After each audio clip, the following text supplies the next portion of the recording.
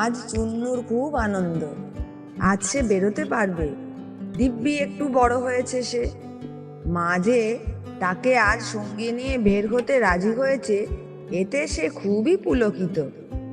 এতদিন তো মাই সারাদিন ঘুরে ঘুরে কোথা থেকে খাবার আনতো, আর তারা মানে চুন্নু আর তার 3 ভাই বোন অধীর আগ্রহে মায়ের জন্য প্রতীক্ষা করত। মা আর কতদিন এভাবে পারবে? তারও তো শরীর একদম ভালো নেই। চুন্নুরাও এখন একটু সাবালক হয়েছে, অতএব নিজের ব্যবস্থা নিজেদেরই করতে হবে। চুন্নু আজ তাই মায়ের সঙ্গে বেরোবে ভিক্ষা করতে। রাস্তার পাশে বাস স্ট্যান্ডের যে গুমটি ঘর, সেখানেই তাদের সংসার। ছেঁড়া ন্যাকড়া চোকড়ার উষ্ণতায় শুয়ে চুন্নু অপেক্ষা করছে কখন সকালের আলো ফুটবে।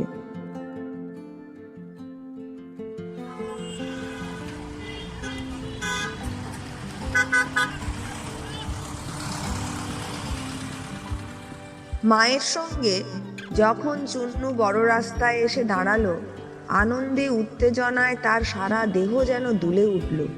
কত গাড়ি, কি তার আওয়াজ, কত মানুষ, কি বিরাট পৃথিবী।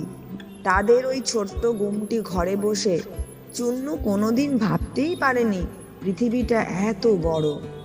সব এসে মায়ের সঙ্গে রাস্তাটা পার হবে বলে এগোচ্ছে। ও মা! পিছনে পিছনে গুড়গুড়ে পা ফেলে তার ভাই বোনেরাও হাজির।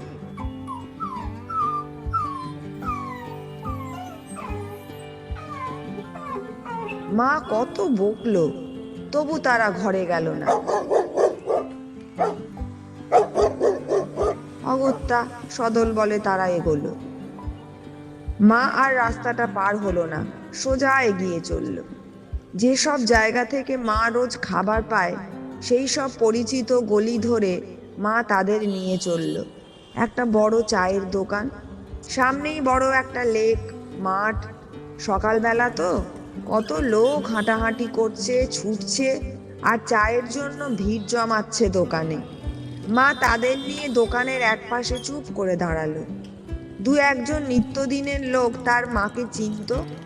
আজ তার সঙ্গে ছেলে মেয়েদের দেখে তারা নিজেদের মধ্যে কি সব বলা বলি করতে লাগলো। চুন্নু তো সব কথা বুঝতে পারল না, তবে কয়েকজন লোক তাদের বিস্কুট দিল, পাউরুটি দিল। চুন্নুর খুব আনন্দ হলো।